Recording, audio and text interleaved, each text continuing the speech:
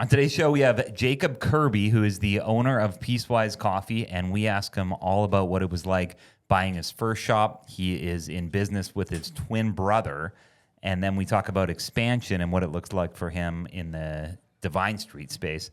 So I hope you enjoy. Thanks for listening.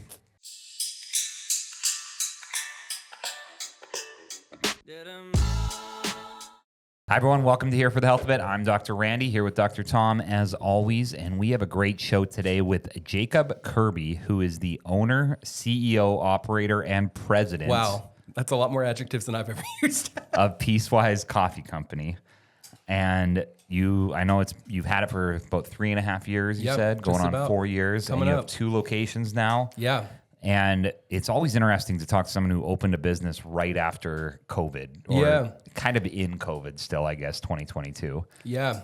So tell us what that was like. You were a realtor before, and now you've moved into the coffee space. Well, I will say, I did not open Piecewise Coffee. I purchased Piecewise Coffee from the family that opened it, but I know their stories. The story of Piecewise, our original location is in Casey, technically, just on the other side of the river, which I tell people that aren't from Columbia don't even know that it's not in Columbia, technically. Right. But it's really kind of just a very classic mom and pop business story. They lived in the neighborhood that Piecewise is in. They were taking a walk one day and kind of dreaming about if their neighborhood could just be better. They passed a vacant building. Yeah. The owner of our building had it since like 2008 as like a warehouse. Like it was basically junk storage. And they called her up and they said, we want our neighborhood to have something cool for our neighbors. Can we open a coffee shop there? And they said yes. Wow. They ended up kind of going the SBA Small Business Opportunity Development route for getting their financing. And I tell people, like, Piecewise was opened by a literal like aerospace engineer. They had never worked in coffee before, but they just were really committed to doing something and pulled it off. So they opened in 2019. It's a very DIY space, which if you ever kind of look under the hood behind the scenes, you can tell. But they, opened in June of 2019, and then about 6 to 9 months later, the world changed drastically. Yeah. They pivoted really hard, and they basically switched to a mobile order only, like we will meet you at the door, please don't come inside model. And they kept it up for about a year. And that's when it kind of came on my brother and I's radar, because we were both working as realtors and doing a lot of just remote whatever.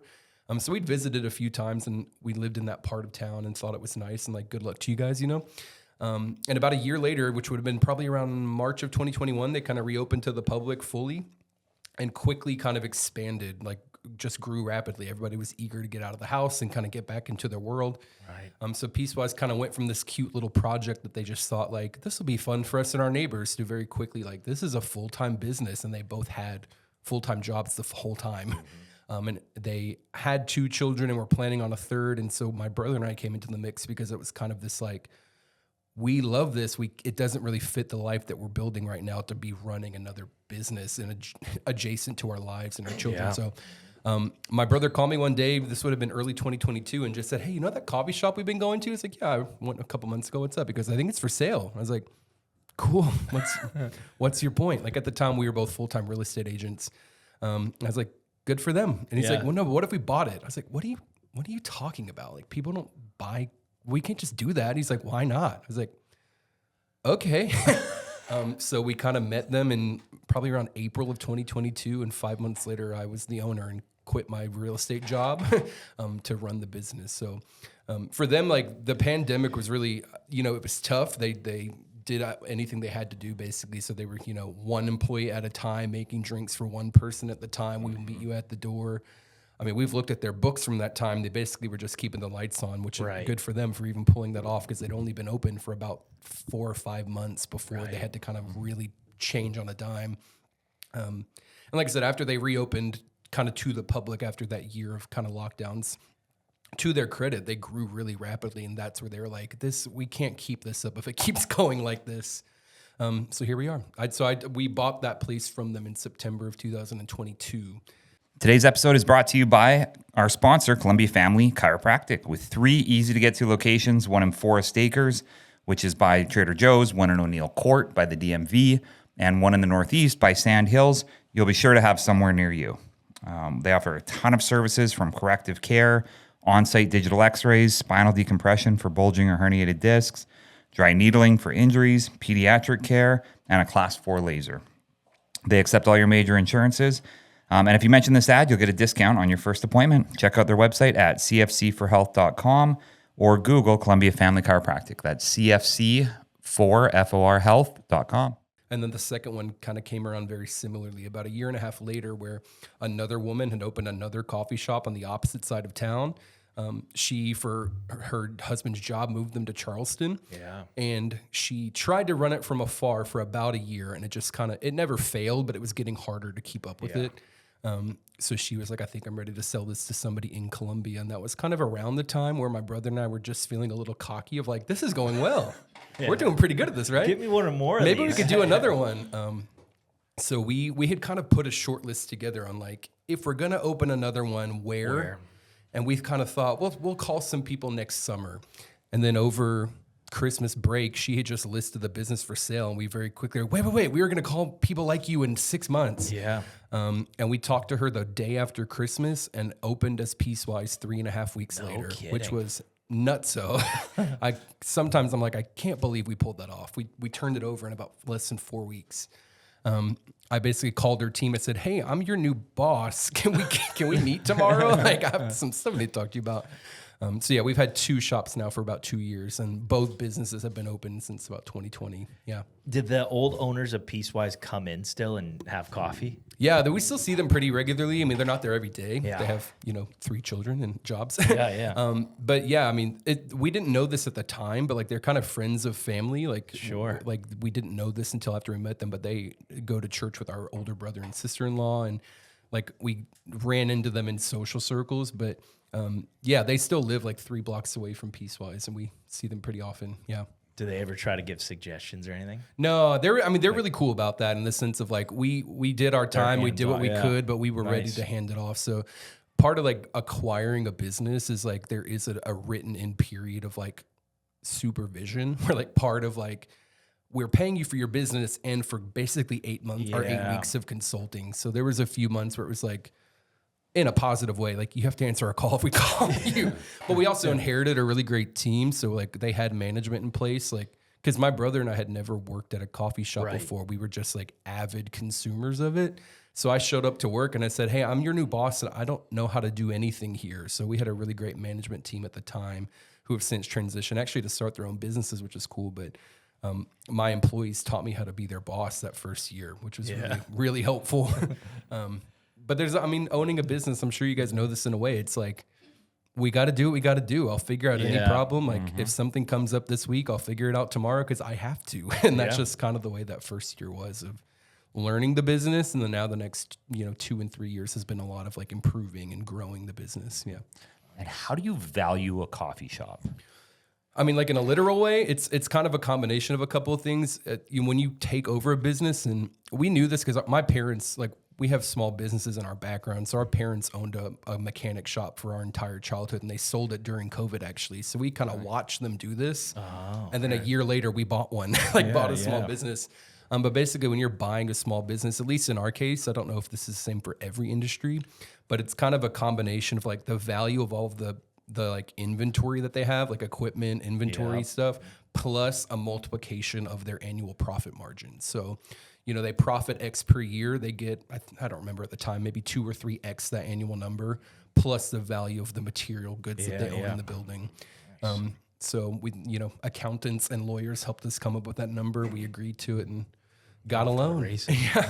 Where were you guys searching? Like, is there websites, or when you saw these pop up, what was one was organic and one was an official channel. So for the first one, it was just my brother. Like I said, he's been doing full-time real estate for 7 or 8 years. I got my license during the pandemic, and I was doing it for a few years, and I was like, I don't like this as much as you do. You seem to really like. My brother really enjoys the problems that have to get solved in real estate, and I found them really frustrating. I was like, we're twins, but we're not doing this the same. Like, so I was already kind of like, I don't know if this is a long-term fit for me. But he was having a meeting with a friend at the coffee shop and just saying like, man, like part of what I would love out of real estate is to own a business like this, to kind of have a front porch for me and my clients and my neighbors. And she was like, oh, I know the owners. They want to sell it. And that was as quick as it was. Like they put us in a group chat. We met them a week later. But for the second one, it was through like a business selling website. So when you're listing a business, you have to like sign an NDA to get access to their financials. So we just got a really cryptic email of like, downtown coffee shop for sale in popular neighborhood. And we're like, so we filled out the forms and got connected to the owner and kind of went that way. Yeah. But like I said, she'd already like when we thought about expanding, we had put together kind of a short list of like, if we might try to acquire, are there any other shops like Piecewise? So she was actually on our short list of like, she seems to be doing fine. We knew that she'd moved out of town prior. So we're like, maybe she'd be open to selling. Let's call her next year. And then that email came through our inbox like a month later. We're like, wait, we were going to call you next June.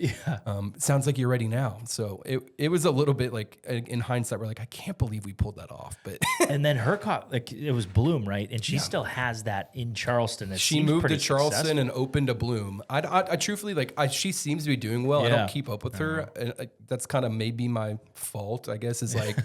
To me, it's like I don't have a lot of time to look around. So it's like, I hope you're doing well. But I know that she did move to Charleston and opened a second one, and it is still open. So if that's any credit to their success, I guess she's still running it. But the case for us was like Bloom was on Divine Street. Bloom was like, she had to offload it in some of kind of the prime growth years because of that transition. So what we saw was like, you have a lot of the right pieces for what should be a really successful business. She just was having trouble managing it from Charleston. So like, I think that we could, there was nothing that was like 5-alarm fires, but it's like, I think we can kind of pinpoint the 4 or 5 things that if over the next 6 months we can change these, it'd be a lot better fast. So that, I mean, that's kind of been our we've more like for us, we've more than doubled the foot traffic and business at both locations since we've taken them over. Which I don't know what I thought we'd pull off, but it wasn't that. Like it's definitely more than we expected in a really positive way. Yeah. So when you guys were structuring it at the beginning, Did you say we're going to go 50-50 and then turn it into an S corp? Yeah, and then whoever we sure did. And then whoever works there stays there, kind of gets the salary. That's and then exactly we split what the it is profits. for us. Yeah, we basically put up the same 10% down, like equal 10% down, and then we actually got a private loan from a family. We had a family member who had tried the landlord game, and because they're too kind, we're really bad landlords, and they were looking to sell some investment properties, and we just kind of called them. We were like, hey, we know that you guys are trying to invest this money and you're not being very good landlords. Why don't you invest this money with us instead? So we sat down with them and basically put together a private loan. So my brother and I each put up 10%. We got this private loan. But for the second one, we took out a cash loan and paid it off as fast. I said, I'm fine doing this, but it's not my preferred method. So we were like, let's pay this off as fast as possible. We basically put up the same 10%. But since I work there, it's my day to day. I'm on call for the coffee shop. I collect a salary that my business partner does not because I'm there every day. He's a realtor making a lot more money than I make selling lattes, but I like my job more. So it's a fair trade off. And then how do you guys decide how much goes toward debt and paying it off quickly? Like you might say, hey, I want to pay it off in 6 months. Yeah. And he might say, hey, let's let this loan roll. And I want to take the dividends. It's a unique relationship because we're twin brothers. So sometimes I say business partner. I'm talking about my twin, my brother. So we just have a lot of very frank, candid, very unpolished conversations. And one of them was when he wanted to, buy the second store. I said, I'm a little uncomfortable with the kind of uncommon way this is coming about. I think it's a good idea, but basically what we said was we're putting a pause on all unnecessary spending and dividends until this is paid off. So every single bit of profit went to paying off that loan, and we've actually paid it off in like 14 months. Nice. So we own the second store. We leased the building, but we own the business outright. Yeah. For the first store, it was like, well, we have a really positive relationship with this family investor. They want the monthly return for 10 years, so we're not going to necessarily feel the pressure to pay that one off in 10 faster than that. We can if we need to. But they're comfortable and they want the fixed income of these monthly returns. So we're like, that's fine for this one. But for the second one, I'm like, I want to pay this off as fast as possible. Yeah. What were the big things when you guys went from 1 to 2 and you did it that quickly? Did you have to change over your, why can't I think of the name of it? Like branding and stuff, or not necessarily branding your computer merchant services. Oh, like our POS services, like all of that stuff. Was there any eye-opening things where you're like, oh shit, I thought it'd just be an easy? We had kind of, again, we kept getting really lucky, which thank you to whoever that goes to. But we had some team members, because, our one store had been growing and we had been kind of promoting some people, but feeling like, we've got these people in place, but they do feel a little bit excessive. You know what I mean? So when this second store came about, we're like, oh, you can go do this at the other store. And now we have pairs of individuals, But in terms of like what we did, because we closed them down for about, I think it was only like 12 days. And in that 12 days, we did a little bit of redecorating, just a little bit. Yep. I like to tell people my first store was purchased or built by a husband and wife with 4 hands and a dream. The second one was definitely more of like the investor owner route. There was a lot more money spent there, and it shows, but it was a very nice store. Like we didn't have to do much visually to it. So we just kind of changed a little bit of the accent colors, brought in our menu. She used the same equipment that we were already using across town. So I didn't have to retrain people on any of that. But we basically just moved one full-time and one part-time person to the new store and kind of said like, take care of these employees that we've inherited. Everybody except one stayed with the team when we took over. And the one that quit said very candidly, she said, this is my like second job. And it sounds like it's going to be a lot harder when you guys get busier. And I wasn't interested in that. So I was like, well, I respect your honesty. Thank you. But everybody else stayed on board. So we actually just lost the last employee that we inherited over the summer. They finished grad school and stuff. Gotcha. But we kept most of them for most of the first like 18 months before they kind of started to phase themselves out for a very natural, season of life transitions. Yeah. Sweet. Wow. And so have you had to fire some people? Only once or twice. I it's like my biggest fear is to have to do that. We tell people like, there's in our industry, and at least the way that I run my business, like we like to say at Piecewise that for us, coffee is like the method. It's not the point. The point of our business is to give people a place to make connections and build their lives together. Yeah. We do that by selling coffee, but that's to us, the point is not, world's best cup of coffee, the most pretentious coffee you've ever had. We want to be a place for connecting. Like my brother and I really view our business as an extension of our living rooms, our homes. So when I hire people, I tell people in interviews, this is a vibe check. I'm hiring people that I trust to represent like our culture and our community, and I can teach anybody to make coffee in 2 weeks. It's not that complicated. Right. Yeah. So for that reason, like we really value like the culture on the way in, and I've gotten lucky. I've had a lot of really great people.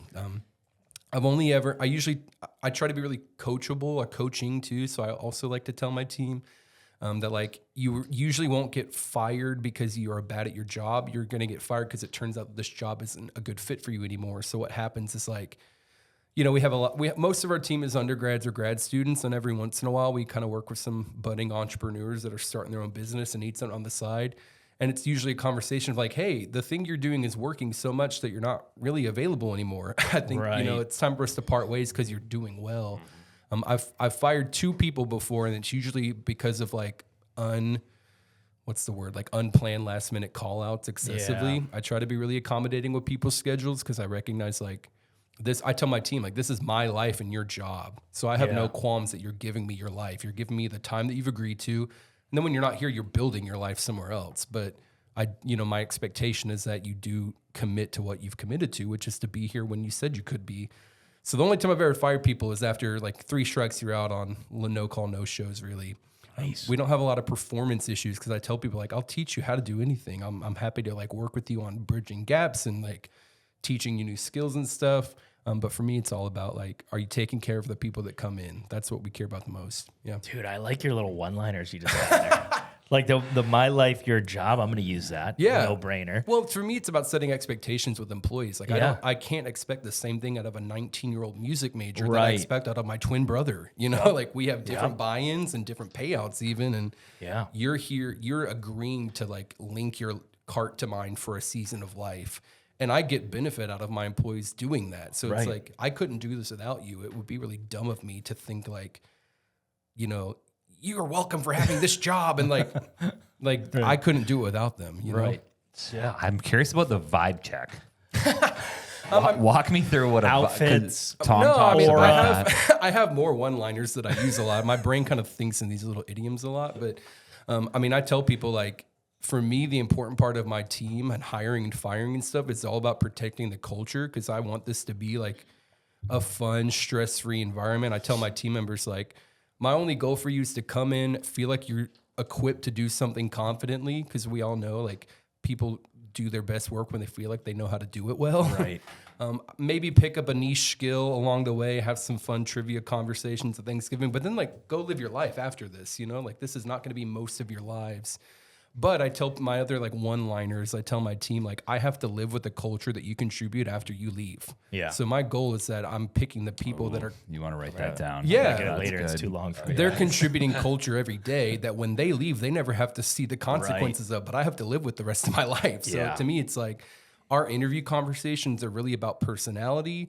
It's not always about extroversion or like outward, like, you know, excitability, but like, can you engage in conversation with a stranger? Because when I meet them for interviews, most of them have never met me before. Like, can you answer questions without like more than just one-liners?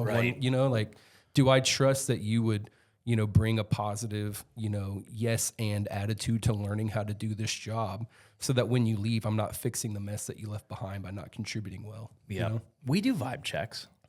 Randy made Kennedy when we were hiring her. Yeah. He had her take photos of me. Like he's like, here, just take his phone and just get a bunch of photos. Yeah. And a lot of it, some of it's functional. Like, all right, which one would you pick as like the best? Like, is he smiling and that kind of thing? But then it was like, how does she handle that? Yeah. How does she respond? I asked somebody the other day, like, how many push-ups they could do. And it threw her off. She's like, she's like, well, I need to do push-ups for my job. I was like, no, I just am curious. But your ability to engage with me tells me a lot about the way you're going to show up when you're contributing. Because even for us, like, we are a small business. Most of my shifts are 2 people. There's not a lot of leeway for one person to be kind of crummy. Like, I need both people to be, you know, awake, engaged, alert. And again, because our purpose is about connecting with our neighbors, like making neighbors with us. Right. I've got to be confident that even if you're not the most outgoing person, that you can connect with Gary, who comes in 7 days a week. You know what I mean? Big Gary. He's a real customer. Is he? Yeah. One of my current favorite songs is by Steven Wilson Jr. and it's called Gary. Gary. It's kind of a joke in the coffee industry that like you don't remember their names, you remember their drink orders. So it's like we'll be like, oh, I saw so-and-so this week, you know, like small iced caramel macchiato with the blah, blah, blah. It's like, oh, yeah, I got you. It's like, yeah, their name is Gary. Like, you know them, you just don't remember their name.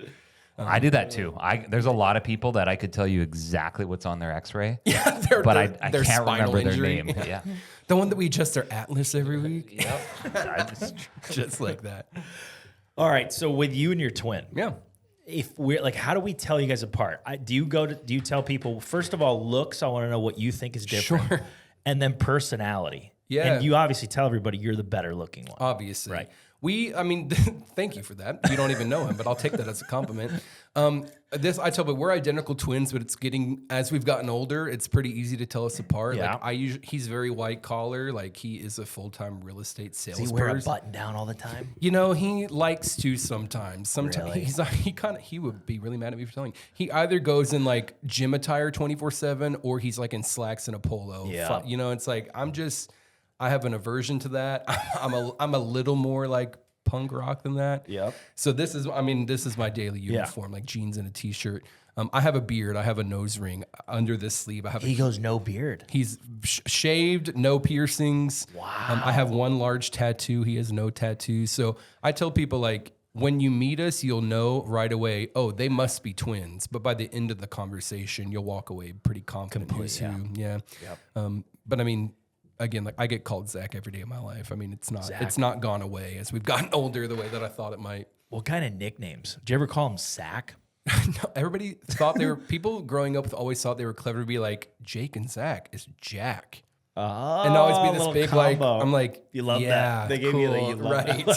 That. Growing up, everybody just called us by our last name, Kirby. So they didn't have to get it right. Just Kirby. And we have an older brother who played college sports. So that was kind of his like dugout name was Kirby. So we were all just Kirby for years and years and years. But when I went to college out of state, we're from Columbia, born and raised, but I went out of state, and that's kind of where I finally started getting called Jacob in my personal life. So now I kind of go by Jacob, and he's Zach. But and your full name, Jacob. You don't go by Jake. No, it always felt a little too like talk to me rom-com boyfriend to me. You know, like Jake's like the surfer dude that you met in high school and like broke your heart with his blonde. Yes. I'm like, that's not really my vibe. I don't. You're more of a Jacob. I'm more of a Jacob. Yeah. I'm bookish. I like to read and like I like movies. I'm not a Jake. I'm a Jacob. So did you have this look before you owned a coffee shop, or have you like kind of taken on the persona of a coffee shop There owner? is a persona for sure. Yeah. I mean, the joke was that I got the nose ring after buying a coffee shop because I would have had to lose my job. And the glasses? Yeah. Well, I mean, I tell people like I've always had I had glasses since I was like 12. And for years, that's how people told us apart. It was Jacob had glasses and Zach didn't. And then I went to college, and the month I moved back to Columbia, Zach got glasses. I was like, you waited until we were back in the same city to ruin the thing that people tell us apart from? Son of a gun. Right. Like, you ruined the one thing we had. But now it's the beard. I've had a beard for like 3 or 4 years now. But Does he grew have a the beard mustache? when you started. say what? You grew the beard when you started Piecewise. Probably right before. I started getting it barbered after the Piecewise because I was in my 20s and lame and like I would just do nothing and then buzz it all off and then do nothing and buzz it all off. But I started seeing a real barber and it's like my life has changed. I actually have a barber appointment tomorrow. You can't tell because I'm at the tail end of my 3 week. I go every 3 weeks like clockwork. So Gotta have a routine. yeah, well, one of the baristas that I say we inherited them, but when we bought the business, we had a barista who quit within the first 6 months to go to barber school. Oh, yeah. and now he's my barber, and I'm like, that's really cool. They're like, you started with us, and now you're doing this, and I get to support you in that while he covered the weekends when I didn't know what to do. So shout out to Jordan, Divine Street Barbers. Jordan. Free plug for Jordan. See you tomorrow. See you tomorrow. All right. What's a normal amount of coffee to drink in a day? Because my numbers are going up. The real actual answer or my answer? Give me both. I literally posted this on Instagram yesterday as a joke. I said that all coffee is one coffee before noon. Okay, if it's I like that. Because I'm not a young man anymore. I'm good. 31 years old. So I actually have to start tracking caffeine after lunch or I won't sleep, which is a common misconception. Like being a coffee professional, it's like, oh, you must have as much as you want. I'm like, no, this is how old I am. I started drinking Diet Sprite this year. I'm not a young man anymore. For me, I think the general recommended guidelines are something like under 400 milligrams of caffeine. I think so. What's that in ounces? You know, I mean, it depends on the drink. Typically, like most coffees wide margin for generality. Most regular drinks are about 100 to 150 milligrams. Okay. So decaf has not zero. Decaf has less, like maybe between 10 to 30 milligrams. But, you know, if you're getting like a large quad shot, that can be nearing 250, 300. Right in the veins. Well, our standard for we have a lot of women that come in and when they switch to decaf, we're like, you got something to tell us? Yeah. But Randy's a big softie. He likes decaf. Well, they're one kind of, you can have 100 milligrams a day if you're pregnant. And that's usually just one. You can have one coffee, basically. His hormones get out of whack if he doesn't. When I was pregnant, I only had one. I'm kind of like, for me, it's like I'll have as much as I want, but I'll stop at lunch. It's kind of my go-to. Lunch is your stopping? Because then I've got the afternoon to kind of hydrate with water and maybe go to the gym and work it off and stuff. But if I can't really have any caffeine after 3 or 4, I won't sleep at all. Really? So I started drinking My caffeine-free heart just soda. pounds, but I've gotten used to that. You know, but I'm drinking it while I'm on my feet all day, which maybe isn't nothing, but it's how I justify it to myself that I'm at least moving around a lot while I'm doing it. That. What size is this? I think that's probably like a 24-ounce cup. We just do 2 sizes, and this is our larger one. It's 12 or 16 ounces for us. Yeah. Because I was going I just went to morning cups of these now. Full one, so it's a full guy. Okay, so here's It lasts a while. Common coffee But it's misconception, still just one. though. You could fill that up 3 times. I wrote down and it's that one because that's good. Well, depending on what you're drinking, this is a really common misconception is that espresso drinks have a lot more caffeine than coffee. Yeah. It's like ounce for ounce, yes, but in a typical latte, you're only getting 2 ounces of espresso with the rest of it being milk. And that 2 ounces of espresso has about as much caffeine as an 8-ounce cup of black coffee. So if you're having, 16 and 24-ounce coffees, you're having the equivalent of 3 or 4 lattes. But we hear this a lot of give me the espresso. I need the caffeine. It's like our 16-ounce black coffee has more caffeine than a double shot latte. Oh, but you don't tell them. You just roll with it. If I have time, I tell them. But when there's a line, it's just we all just kind of smirk at one another and let them think what they're thinking and kind of go about our day. But ounce for ounce, like 8 ounces of espresso would have way more than 8 ounces of coffee. But in a latte, you're just drinking 2 ounces of that with milk, you know? Right. And most of them just want milk and sugar. Yeah, that's like, right. When they say that, they don't mean they want caffeine. They mean, give me a whole cup of milk and sugar. They want and something really coffee. big to sip on that has some caffeine in it. Yeah. They don't, and sugar though. And that's most people like sugar for sure. And we, to me, like I'm kind of in the middle. Like I like the nuance of black coffee and stuff, but I also understand and like drink some sugar sometimes. Yeah. We tell people, this is another one of our one-liners, we're coffee fans, not coffee snobs. So I tell my team, like, we will make them whatever they are willing to pay for.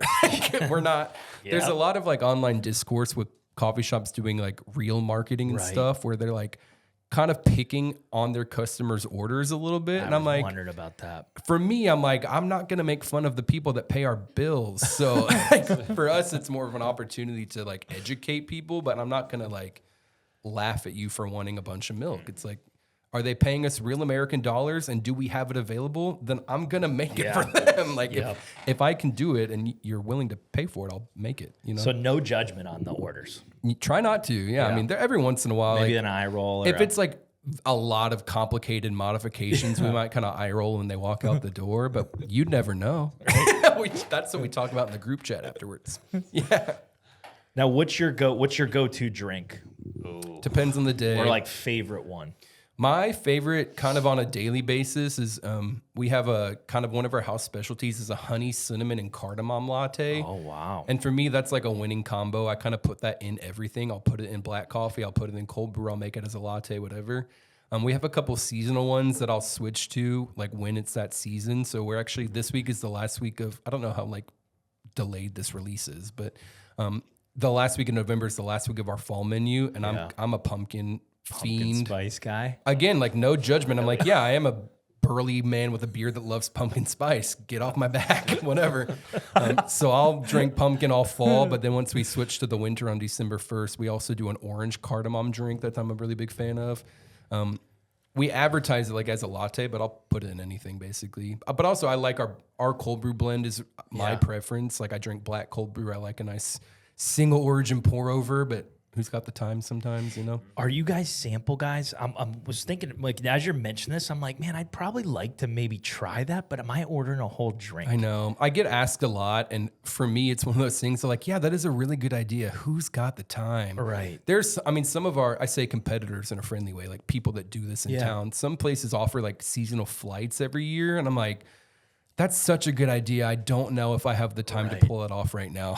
So good for you guys for pulling it off. I don't think we could today. It'd be cool. What about like a coffee workshop or like a try a drink workshop day? We've thought about it too. We've done a couple coffee classes, but what we're into is that we do them after hours and people are like, caffeine at 7 p.m.? No, thanks. Right. We put together, because that was kind of one of our goals is to start doing more coffee education type of seminars. And so we put together kind of a how to brew better coffee at home class. We did it like a half a dozen times last year. And honestly, this year we've been growing a lot. And I'm like, this is being a small business owner. It's like I have my team that serves my customers. And if it's not that, I kind of do everything else by myself. And we're nearing the point where it's time to stop doing that. Like we're going to have to start hiring some admin professionals soon, which is exciting, but new for us, because for the first 3 years, if it wasn't serving customers, I did it all. Right. And that's one of the things that fell off the boat. We were like, I don't have time to pull this off right now. So it is, if I can't do it, it's not a priority. But we're hoping to kind of bring in some admin help and maybe start doing some of that stuff in the new year again. Like that. It's a good idea. Again, I'm just like, I don't know. I got 300 people to serve on Saturday. We're not. I don't have time to make you 5 mini drinks. Yep.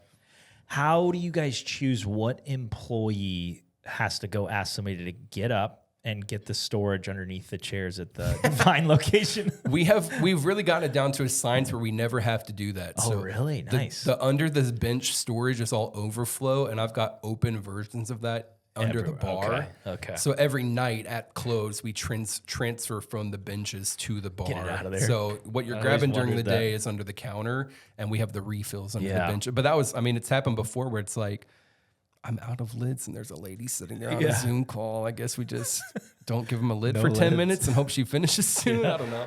Or I've like told people like, I'm so sorry. I'm not asking you to leave, but I have to get under your seat. I'm so sorry. Or like they ran to the bathroom. It's like, go. But we have most of that is like also under the bar. We try not to have to do that as often as we can. What about other job duties? Like, do you guys do checklists where you split it up to somebody's garbage, somebody's bathroom, somebody's stock? That's another one of those things that we kind of inherited versions of them that over the years I've just kind of refined and seen like what works and doesn't work. So we have like downtime checklists that are kind of divided by morning and afternoon. Like if you're here between 6 and noon, before you leave, make sure these 3 things are done. So it's like cleaning tasks that aren't things that need to happen every day. So it's like we have it like throughout the week, every window gets cleaned. Like throughout the week, every fridge gets emptied and cleaned. Throughout the week, we like stamp our own sleeves every day, at least 100 a day, you know? Yeah. But then at the end of the day, we have our closing protocol that's like every night we, you know, stock these things, clean these things, sanitize these things, rotate these things every night. So just like checklists hidden behind the counter that, you know, when you get started with us, it's, here's what you need to do if you're here in the morning. Here's what you need to do if you're here in the afternoon. You just kind of do it in between customers as you're able to. And we have the freedom. Like I tell people this a lot. Before real estate, I actually worked in churches for a long time, like at a church. And I tell people like, this isn't a church in the sense of like, there's one specific kind of moral code to follow. It's like, we can do whatever we want. This is coffee. We feel a lot of freedom to like, we tried this for 2 months. It didn't work so well. Let's change our minds. Like we can change our minds about this whenever we want. So we really reinvent the wheel often to kind of find what serves us and our team best. Because my goal is for us to do it well, but it to not be like a stressful job. This shouldn't. It's not that complicated. Right. Like nobody should be losing sleep over working at Piecewise. Yeah. Except maybe me, but that's different. Do you have any customers that you can think of who are just big spenders? I do. Maybe Gary. So we actually every year, I just got them in the mail today. We put together kind of like a top 30-ish customers of the year gift that I kind of like to give everybody. I think the threshold this year is if you've come, or at least like you have to have logged it on our little rewards platform because that's the only way I can track the metrics. But if you've logged 150 visits this year, which about an average of 3 times a week, you're going to get like a little gift from us at the end of the year. But one of my like, she was just a regular, but has now kind of become mine and my brother's friend. She literally jokes about having like a coffee budget because she gets the exact same drink 7 times a week. Unless she's out of town, she's at Piecewise every day. That's great. And if people like that with my business, they're spending upwards of $2,000 to $2,500 a year. Yeah. So to me, it's like, I want to make sure that we're taking care of those people as much as we can, you know? Throw them a nice cheese board. Yeah, they're getting a little gift this. Last year we did, it's a secret. I don't want to ruin it on camera, but last year we gave everybody like a little custom ornament that we had made.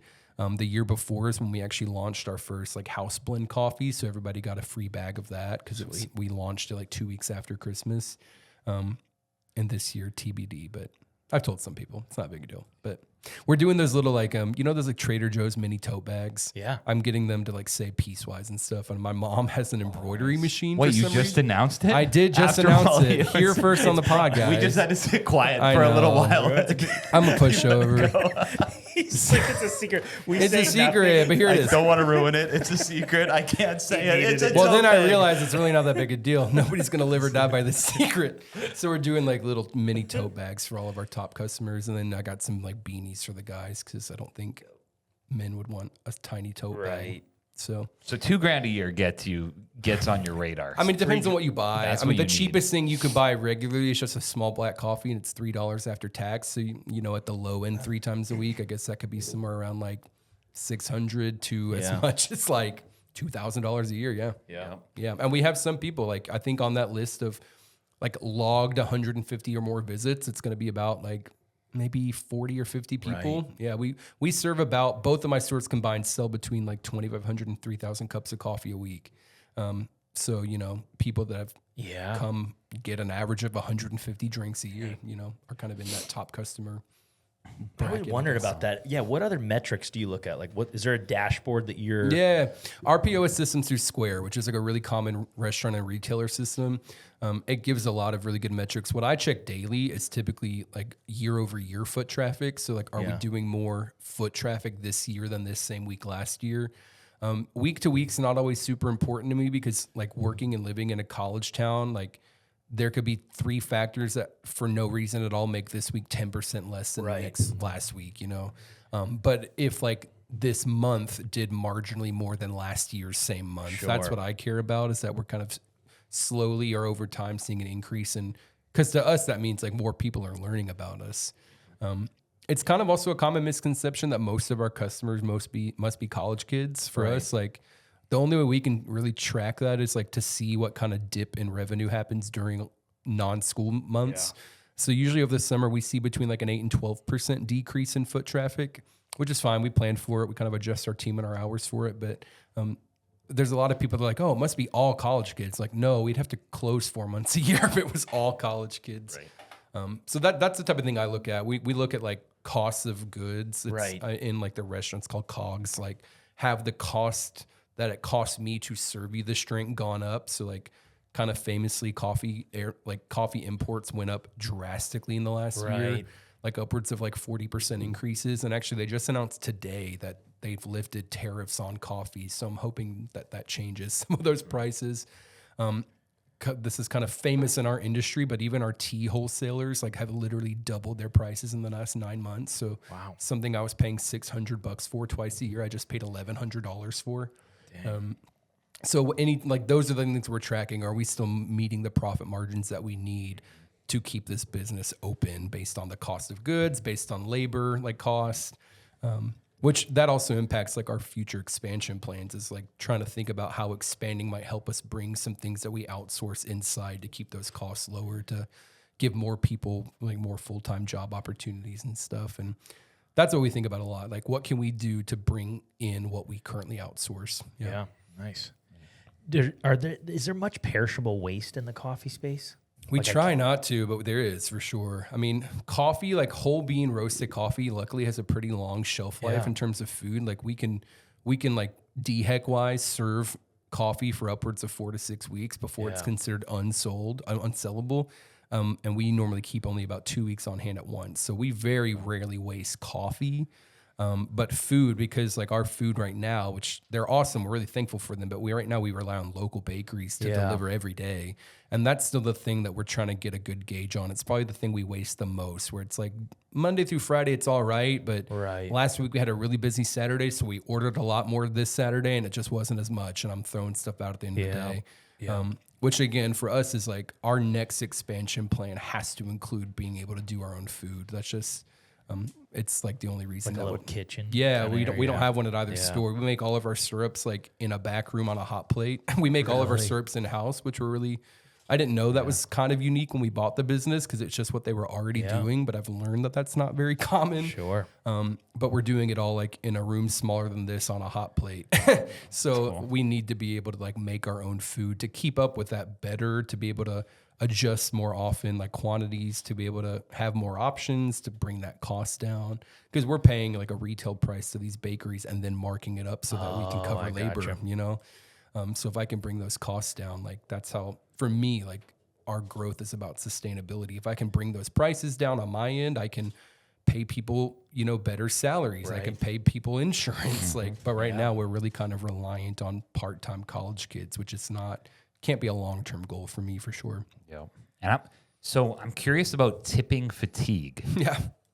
I get it. It was a big thing for a while. Yeah. Starbucks, I think, took it to a whole new level. Ruined it for everybody, as and they always then people kind of got sick of it. Yeah. Are you seeing that? Not for us, but I don't know. I mean, we've always just been lucky. Like, and even before I bought a coffee shop, my kind of personal ethos on tipping was, I will tip my barista, my bartender, and a tableside waiter. Yep. So that was kind of what I was already doing. And I think that's, whether they know it or not, what a lot of customers kind of think. I'm going to tip my baristas, my bartenders, and my tableside waiters. But I personally am like, if I have to go up to a counter and order, I'm not tipping you. Sorry about anybody that's mad at me for that. For us, like, we have like mechanisms that we can put in that suggest automatic tips. And I just know, like, I think about it as a consumer of like, gosh, I'm not going to set the default tip to 30% on a cup of coffee. Right. That's crazy.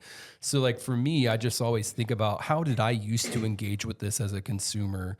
I set some base options that are reasonable. But our customers tip well. Like my teams is anywhere, but depending on your level of experience and time served with us and like training levels and stuff, our team members are starting anywhere between like $9 and $12 an hour. But with tips, they're getting, between $16 and $20 an hour. So, nice.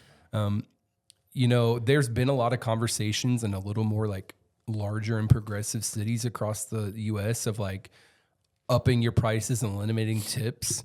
I'm inspired by that, like as a business owner, but I also recognize that we live in Columbia, South Carolina, and I just don't think that would really fly with our consumer base. There's kind of really famously this one cafe that opened up in like Canada, and they're really viral on the internet, and they got viral for saying we pay everybody $27 an hour and we don't accept tips. But their drinks also cost $10, right. And they live in Canada. Those prices are already adjusted and inflated compared to ours. But because my brother and I, like I said, we're born and raised here. Like our family's been in Columbia a really long time. Like my mom went to Columbia High School. My grandfather went to Columbia High School. Like my grandma went to Dreer High School. So like we are as from here as it seems you can be. But that means we just know our neighbors. We live in the neighborhood where Piecewise, as both of us, like have homes in the same area. We know what it is like to be a consumer. And to me, like the experiment of owning this business is just about participating in my neighborhood, in my community. It's not like I'm not trying to become the Elon Musk of coffee shop owners. It's like I pay my bills, I pay my employees.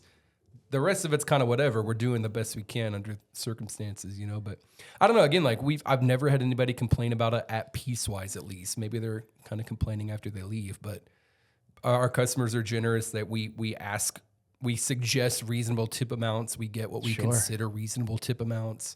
People want to work for us. Like I've never struggled to find employees when people inevitably transition for, different schools or whatever. Mm-hmm. I say most of my part-time team sticks with us between 9 and 18 months. That's kind of our average turnover. But I always have people lining up to apply when it's time to. I also get lucky. Like baristing is kind of a sexy job for young people, which works in my favor. It's a lot of it's a very cool job to have, which I'm like, I'll take that as long as I can, like as long as that's in my favor. So again, like we kind of get our pick of the litter in terms of like, I tend to interview like 12 people for 2 jobs, which I feel bad about sometimes, but at the same time, I'm like thankful that works in our favor, Yeah. I personally like the idea of them having an incentive to give good customer service. Yeah. Like if the person knows they're going to get tipped, no matter what, there's zero incentive to go the extra mile. Yeah, that the discord of it for me is about a lot like fairness in terms of like how much is the owner keeping for themselves. I have with my employees at least, I might not say this on a recorded podcast, but I'm pretty open book in terms of my finances with my team. Like I don't gatekeep that. Mm-hmm.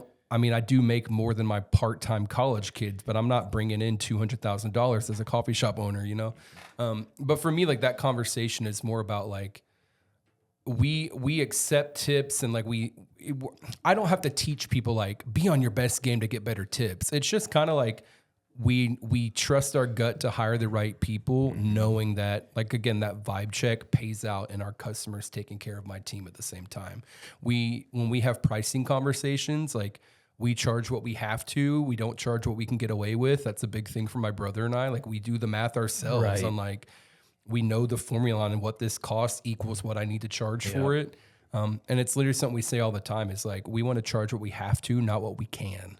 So like, I think whether my customer knows that or not, they kind of wordlessly perceive that we're not trying to take advantage of our customers. Like I literally could not pay my bills without my customers. So it's a symbiosis for sure. It's a give and take every day. We had a caddy once when we were golfing. Who was terrible, and we gave a bad tip. We gave a bad tip. Yep. Well, it was the suggested amount, but it was the minimum. So in your case, it would be like if somebody has 10%, 20%, 30% as their options, we chose the bottom option. And he cornered us and was like, I should be getting more than this. And we're like, that's so uncomfortable. We're like, you suck. You're not getting more. That's nuts. So we had to like explain ourselves, and we had to just like crush them. It's definitely like a catch-22, or like we know, like I could voice tips are not expected, but they're appreciated. But I also know that they're going to mostly tip. I know for me personally, as a consumer, my kind of rule of thumb was always $1 per drink. That's what I was always doing. I don't know, like off the top of my head, what our customers are doing on average, but I know what our employees are getting paid. But for me, it's that thing of like, we're not charging you more than we have to. You are getting it's literally a customized service. It's not just like you're picking up something out of a fridge and walking out. Like you're getting a custom drink every time. Like it's being handmade by a small team that's locally owned. And as much as we can, like it's a big deal for us to do as much as we can as local as possible, do as much ourselves as we can. So we hope that like sort of, my brother likes to call it little luxuries. That's what he likes to call our business. Like this is people's little luxury that even when other things change, they're always like willing to treat themselves to a cup of coffee. And again, I don't know. A lot of these things we've just kind of learned in hindsight. This has worked for us. Thank goodness. Thank goodness this has worked for us. Yeah. I love the small business side of things. Yeah. Too. That's what we were raised in. I mean, our mom and dad co-owned a car repair shop together for 40 years. So these kinds of things were dinner talk every night, like problems with their employees and certain like issues they were having on the back end. And like we grew up like, taking inventory of nuts and bolts over Christmas break, like we got to know by the end of December how many extra spark plugs I have in the box, so that kind of thing was really normal for us. And then transitioning into real estate, in a different way, it's being self-employed in its own way. And then our older brother has also like owned, scaled, and sold multiple businesses over the last few years. Oh, the athlete. Yeah, the firstborn high performer. 100%. Yeah. Paved the way. Fits all the stereotypes. And even like as a twin, I still feel like I fit the stereotype of the middle child. And my twin is absolutely the baby of the family. He's 2 minutes younger than me. But like this was always around us all the time. And we knew that when we were taking this on that we would have a lot of help if we needed it. But we also trusted ourselves and each other. I tell people a lot too, like my brother and I's approach to running a business together, which has its own challenges, like working with family. But I say like, we can read books and tie our shoes. We can figure out anything. We can learn to do anything. And we kind of have, we bought a business we'd never worked in and here we are. So yeah, that's sweet. How big's your team right now? How many total? I think on the books I've got about 24. It's about a dozen per store. Nice. So right now our structure is that each store has one full-time store lead that kind of does their own. They do the way I try to like section it off is they do the things that are their store specific, and I do the things that are business specific, like business wide. So my store managers work full time, and they do like one day of admin where they're doing like scheduling and inventory and purchasing and stuff. And then they're just the prime barista, like the most informed, most trained, most equipped barista the rest of the week. And then we have one full-time kind of kitchen person who does our syrup making twice a week and fills in the gap with baristing. And then I've got about maybe 10 or 11 part-time employees at each store.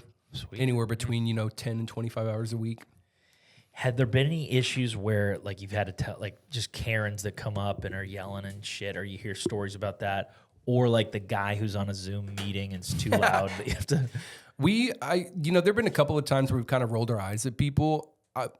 Most people are kind of cowards, to be frank. Yeah. So like if they ever do anything like that, they wait until they get home and can do it in an email or a Google review. I mean, I have to remind myself that like there's no reason for people to know that I'm doing everything by myself for the most part. Because like the things I get a lot of comments on are like, we'll get a phone call and be like, I sent an email this morning and nobody's answered. Right. And I've been like, I'm doing it all by myself, man. Like, I'm sorry I didn't answer you from 2 hours ago. Mm-hmm. I had a guy like cuss me out on the phone because I tell my team, this is another one-liner. I don't even realize how many I have until now I'm saying them all. A lot of good ones. I tell my team, I'm like, we are not a customer's always right place, but I'm the only one that's allowed to tell them that. I'm the only one that's allowed to tell the customer they're wrong, but we will tell them they're wrong. Yeah. But I had a guy we rent our space out after the hours kind of as a venue space. Yeah. And we had a guy that basically forgot to plan his wife's birthday party and was really anxiously trying to book it last minute. And I wasn't responding to him fast enough over a weekend. And he ended up getting my cell phone number, which my biggest regret is only having one phone number on it was my same number as a realtor. I've had the same number for years, but he called me like on a Saturday night and I basically let my temper get the best of me. And I said, do you answer your work phone on Saturday evenings from your boss? And he just like called me an a-hole and hung up. and like texted me the next day and apologized. Yeah. And I was like, you know, I have to have some healthy boundaries of like my primary duty is to my team and my customers. Yeah. It's not my fault that you are anxiously trying to get away with planning a last minute birthday party, but Did he rent it? I think they ended up going. I kind of told him, I was like, I don't think we're going to be a good fit for you, my guy. Like, best of luck to you. But from our customers, like we try our best to kind of, what's the word? Like hide our faces a little bit. And we all have even our worst customers are pretty cool. Like we don't have, we're really lucky. Like we've got a lot of really great regulars. There's a couple people that it's like when they leave, I'll kind of tell a new person, like, it doesn't matter what they just told you. This is how they want it to be made. It doesn't matter if they said that, make it this way, or they're going to want it made again. But even that, it's like, she comes here 5 times a week. We're going to do it. We're going to do whatever. If we can, we will, because you're paying for it, you know? Yeah. Oh, I love that. Yeah. I love when I can missay something or describe it, and then the person just does what I actually I mean, there's one woman in particular, and I'm like, if she ever listened to this podcast, I don't know. But she's like, This is Columbia's hottest podcast. I saw She that. probably Congratulations. If she wants it half sweet, no matter what she says. So she'll always send it back. Like, this is too sweet. So that's what we're like telling. If so-and-so comes in, it does not matter how she orders it, put half the amount in because she's going to send it back. Yep. But other than that, like, again, like not really. Or if they do, it's like, well, we're probably never going to see you anyways. So we could just kind of, I'll text my brother and be like, guess what just happened?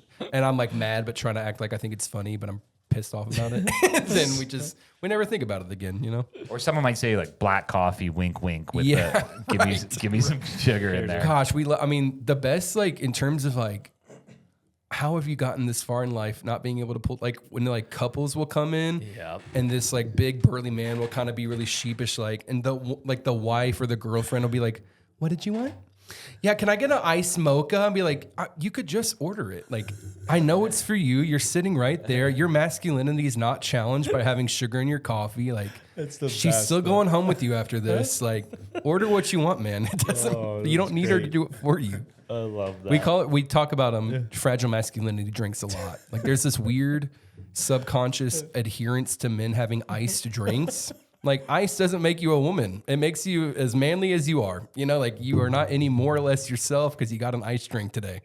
But there's this weird, like, I want one of those girly coffees. I'm like, no such thing, man. Dude, I love that. Get whatever you want. I love stereotypes. I sometimes, if I'm going to get coffee for people, I'll be like, I don't know what to get them. They'll be like, guy or girl? Girl. Oh, I iced, mean, there's certainly a lot of hot, like a lot of those like we can tell kind of things, but I just mean like the aversion to certain things because it might make you seem more or less masculine. I'm like, guys, it's coffee. It's not that. It's not that just deep. drink it. What's the most feminine thing on your menu? Oh, I don't know. I love that. I mean, I don't know if it's feminine, but I know like matcha has become like a college girl drink in the last. Whoever did the marketing for matcha has really struck a gold mine. Because an iced oat milk vanilla matcha is like the drink of the century. There are literally global shortages on matcha because of how popular it's become in the last like 3 years. Wow. Where we were getting calls from our supplier being like, we might run out next week forever. Like Japan does not have enough matcha to send us. They literally had to create a new crop, like a new hybrid matcha to get it to us. Like, but that's like whoever, and oat milk. It's like oat milk is usually the college women milk of choice. I don't know. Again, like whoever did the marketing for oat milk deserves the biggest raise possible. I loved oat milk I had a good run with it. And probably matcha too.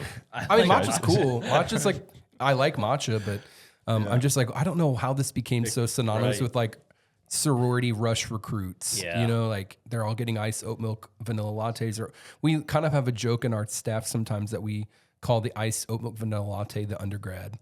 Because it's just like, it's the gateway drug for coffee. It's what that and like a Starbucks style caramel macchiato. It's like when you don't know what to get, that's what you start with. And then we'll kind of inch you towards some more interesting choices as you keep coming. I was trying to think, like when I was in college, gas station coffee was like, that's it. That's all there was. I don't even remember like Dunkin'. I'm sure it was a thing. And Starbucks, I'm sure that was like, well, Dunkin's a lot bigger in the Northeast than it is down south. Yeah. So we didn't have quite as much of a like connection to it down here. When did it become cool? Like I guess Starbucks Yeah. But well, there's like, I mean, I don't know the full extensive history of it, but I know that there's kind of different waves of coffee culture, and coffee shops like Piecewise are kind of considered third wave coffee. Like third wave meaning like small specialty shop, locally owned, crafted drinks kind of thing. Starbucks really globalized third wave coffee. So when you think of third wave, you think of like what Starbucks started out to be. You think of like Central Park, our Central Perk on Friends. That's kind of the epitome of that 90s. If you guys, my brother and I really love the show Frasier with Kelsey Grammer. Old school. That's like a very like representative of that transition from second wave to third wave coffee shop culture. And now Piecewise really exists in the, you know, the ramifications of that. But Starbucks certainly popularized the model, and like, I mean, coffee shops open every day in America, you know? But there's a lot of people kind of doing groundbreaking work with coffee that's like more like fourth and fifth wave coffee. So like we even tell people like our friends that are opening up Godspeed Coffee in 5 Points, they're really more like fourth, fifth wave coffee. What are they doing over there? Really like single crafted, like cocktail inspired coffee drinks, like handcrafted, but like turned up the dial to 11. Ours is like handcrafted, but still meant to be generally broadly consumed, you know, like locally sourced, like handcrafted, but for crowds, you know, where there's like all of their drink specials are very like, just like very niche, like much more involved processes. Like, so that's like, I tell people like that what they're doing is different than what we're doing. Yeah. And I think they're going to be awesome at it, but it's not what we do. Yeah. Like, and we also tell people like we don't compete with Starbucks. What they do is not what we do either. Right. You know, they're thinking about how to get the cheapest thing out the fastest to the most number of people. And that's not really our consideration in what we do. Ours is about, you know, local small batches, like close to home as much as possible kind of vibes. So we're like a third wave coffee shop. Yep. Yeah. Let me ask you this. I don't know what the right answer is. That's okay. So when you guys or any coffee shop runs out of coffee, like, I don't know, 1 o'clock, like meaning it's not brewed. Right. And somebody comes and orders a coffee. Sure. The options are pour over if they have it. Yeah. Or an Americano. An Americano. Yeah. Now, what's the move? Should the shop charge you for the coffee? And are they different prices? I don't know. Yeah. I mean, that's really like, it's kind of a problem of necessity. And I'll tell you, like the DHEC thing is like we have to dump it after 2 hours. Yeah. It's still piping hot after 2 hours, but we dump it. I don't even think that's a DHEC rule. I think that's just us quality control thing, because it does get stale after a little bit. Yeah. But once for us, what I tell my team is like once we move past the 1 to 2 o'clock mark, if you're tossing the majority of a pot, we're not making another one the rest of the day.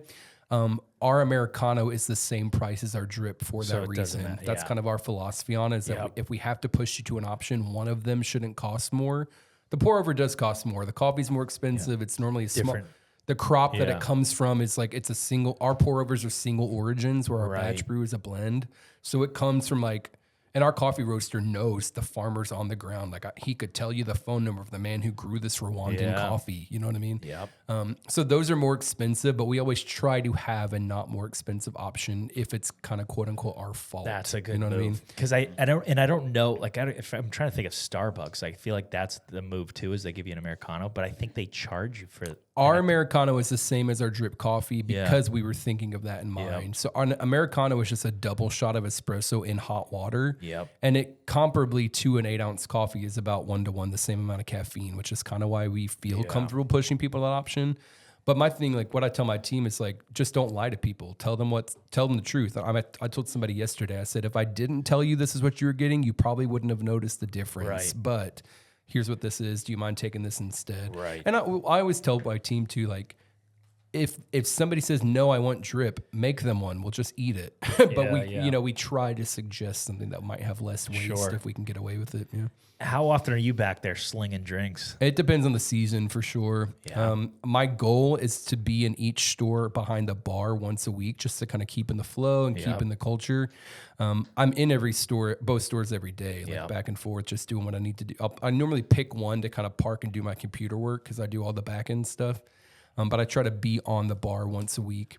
But like during school holidays, like during Thanksgiving and Christmas, I'll obviously do more because some of my team's gone for a few weeks. During the summer, I worked a lot more bar shifts because we tried out not hiring for the summer to like let people that wanted to come back keep their jobs.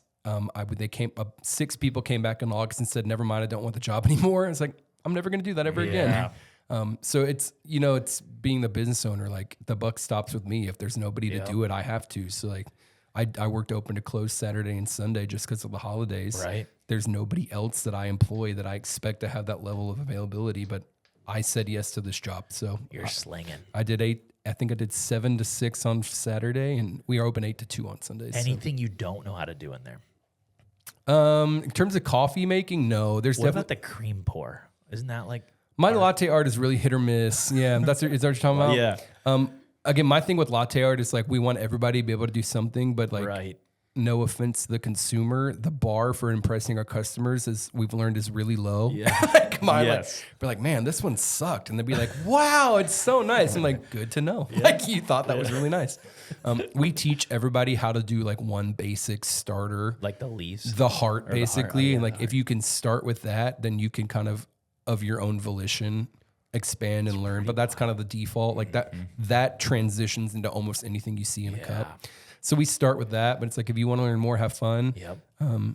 We like our barista training. We don't for us, we don't even let people start barista training unless they've been with us for at least 3 months and have passed a menu test. Really? What are they doing then? Cashier? Yeah, cash register. We have our main positions on a day to day are like either the barista is kind of the shift leader is kind of the de facto barista.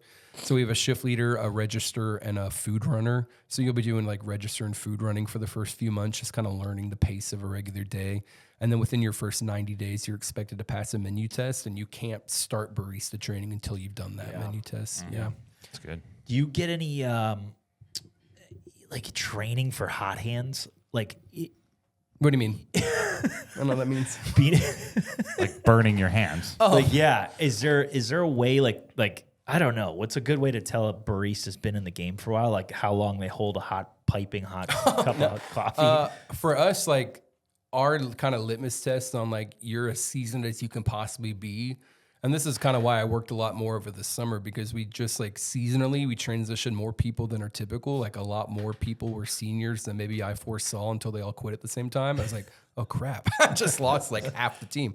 But it's like, a Monday is very different than a Saturday. So like when you are ready to run a Saturday without me kind of breathing down your neck, watching and coaching, Right. That's when it's like, you're good. I don't need to really check on you anymore.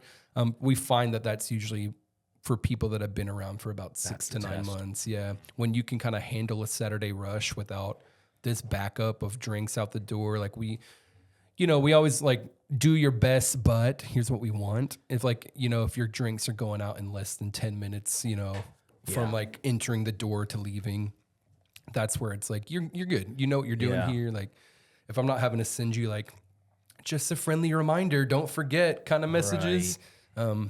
Which again, like for us is we see that within about people's 6 to 9 months with us, which for some people is their entire life cycle, which is always kind of disappointing. Yeah. But for most of my team, we see like a year to a year and a half. So we might get like half of that kind of in your training, and then half of that is like, you got this. Yeah. We've got our two full-time managers have been with us the longest. And actually our Casey store manager, this was her very first job when she was 17. When they opened, and now she is the store manager full time over at Casey. So she's been there. She's been there longer than me. She's my boss. Wow. Zoe knows more than I do. That's great. She's been around for every version of Piecewise over the years. And then our current downtown manager is like maybe the second person my brother and I ever hired 3 years ago. She just stuck around for years and got out of high school and college and wanted a different role. And that's like when we were buying the second store, she was kind of prime, ready to pick up a full-time job. Yeah. So those are our longest employees. And we have a couple of people that have been with us about 1.5 years, 2 years, but most of my team has started within the last 12 months. That's kind of how it goes a lot. Yeah. Sweet. Now, what about I asked the Torvilles this that opened Lazy Daisy. Yeah. What's the what's the appropriate amount of time to sit in the coffee shop where you're like, yeah, I don't know. I know we don't think about it that much, honestly. I know some people do. Like we've talked with other coffee shop owners about like the ways that they kind of quietly set up the building to dissuade lingering because they're thinking about turnover like that. turn the temperature colder? I mean, we talked to one owner that was like, I hate all the outlets so that you can't charge a device here. It's like, I've never even had to consider that. Our Casey store, again, like we just keep lucking out. It is the largest space in the downtown area of a coffee shop. So we have more, and I don't mean this in a bragging way, it's just the fact of it. We have, as far as I've confirmed, the most seating, the most parking, and the most square footage of any shop in town. So like, I've got space for you to stay for hours. Like we have great.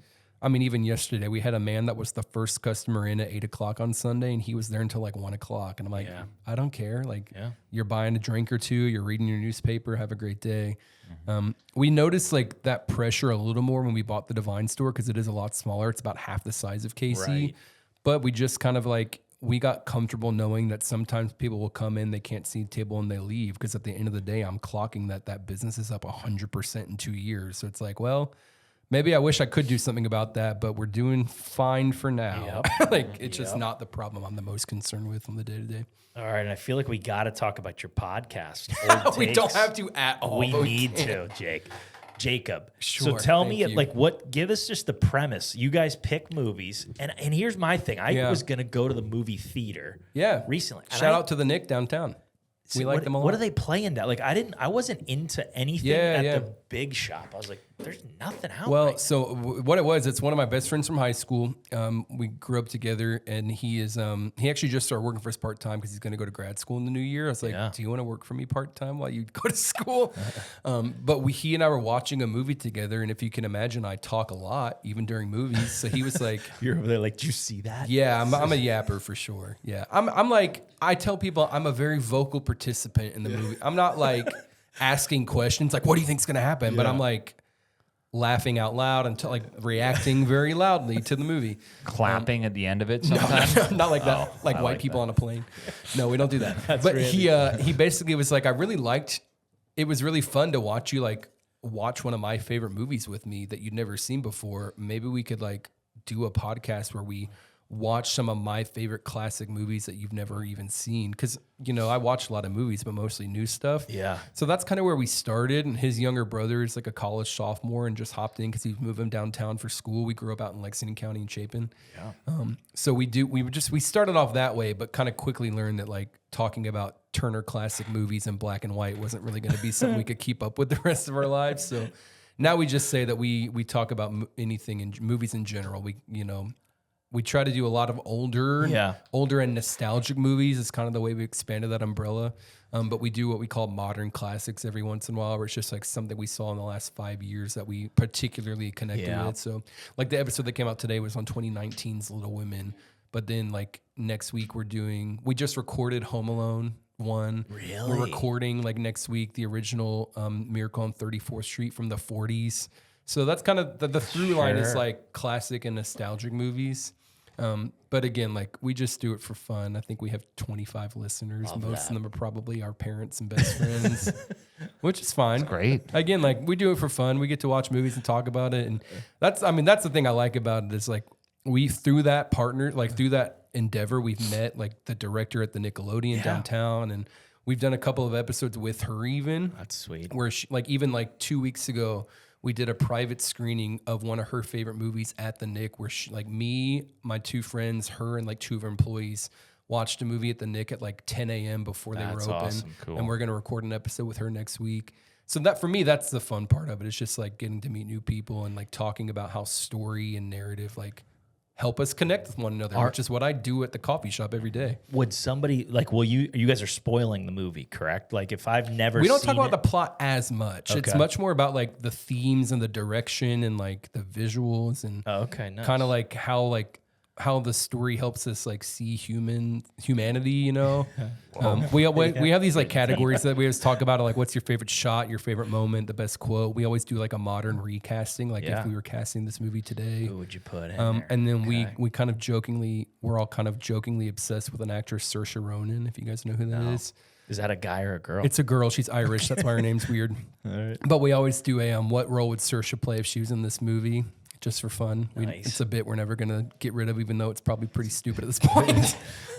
We always like to joke and say, like, Saoirse, I know you're listening. So, yeah, I mean, for us, it's just like a chance to get to hang out as buddies and talk about movies. And we're all kind of art-minded people, but don't do that for a living. So it's kind of nice to talk about like art and narrative and story and like the human experience through storytelling. Yep. Because for my day job, I sling lattes. Yeah. You know, I tell like I don't get to. It's not the most complicated thinking I do running a coffee shop every day. So kind of getting to be a little bit pretentious talking about movies is like a nice mental exercise. like that. And I get to hang out with my buddies, you know, two of my best You friends. guys have cocktails while you do it? No, maybe we should. Usually just coffee. Okay. We record a lot in the mornings. Not a bad idea though. One of us is 19. So that's like, these are my buddies from high school. Like my friend that I co-host with, he is, I tell people he's a 6'7" ginger. When I met him, we were 16 and he was shorter than me.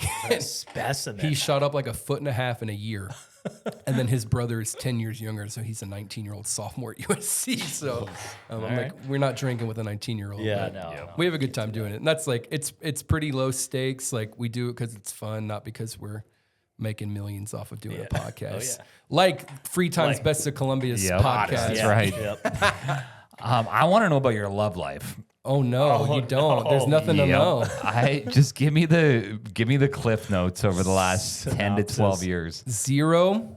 No That's dates. it. No, Zero dates. that's really crazy. I worked for the church for a really long time, and just like it was not on the radar at all, which is funny because when you're in the church, like everybody's getting married really Trying fast. to set everybody up too. Yeah, but I was kind of like in a professional seat on that bus. So I was like really specifically, I worked for most of my career there. I worked in young church plants, which is a lot like a startup business. Yeah. So it was like a very high level, almost like executive startup role. And it wasn't on my radar. And then I moved to Charlotte for a couple of years and really quickly hated that. And that's kind of when we were buying Piecewise while I was in Charlotte.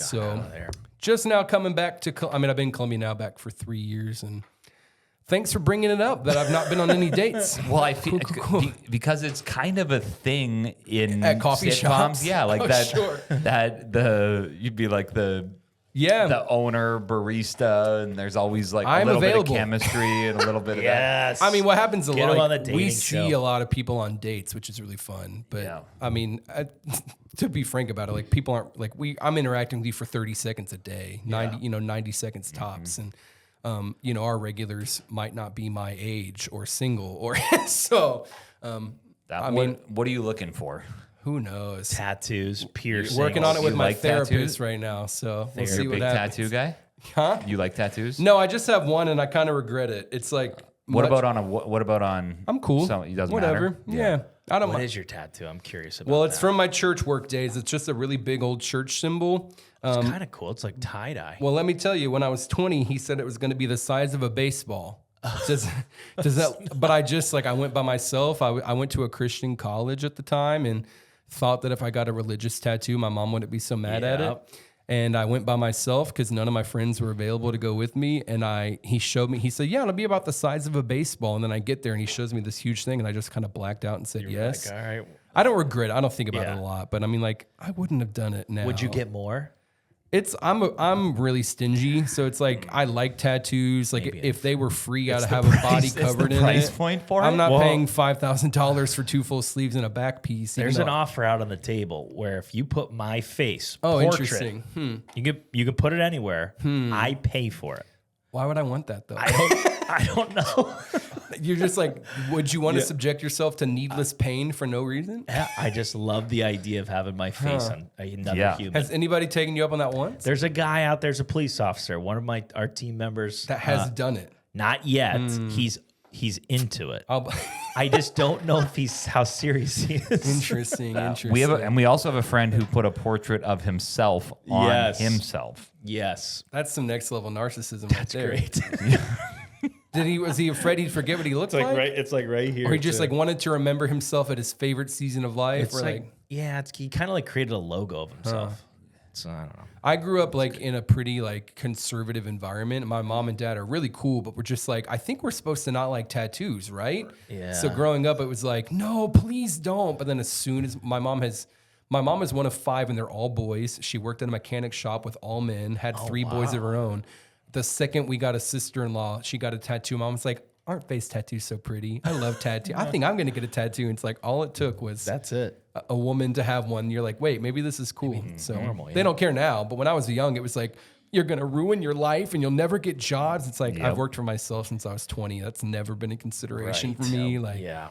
luckily, but Yep. Yeah, for me, it's a budget thing. I'm like, I'm not paying $1,000 for a tattoo. I'm just not gonna. Good luck to you. I think it's awesome. Like, I bought a house instead. That's like, and that cost a lot of towards money. a house. Yeah. We should put a little tip jar up in the Piecewise, and like every time we're in there, we can just throw $1 into your tattoo fund. Great.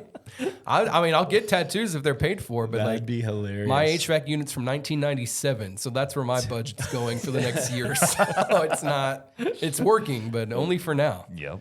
I renovated a bathroom instead of getting more tattoos. Yeah. So That's and then how can we support you? What does that look like? yeah, I mean, that's for me the thing that I'm learning, which is maybe sounds kind of dumb because like I have to remember that this is my whole life, but there's a lot of reasons that nobody would have ever heard of Piecewise, even though to me it's like it's such a big part of my life, and I'm like, we've doubled in size. What do you mean you've never heard from us?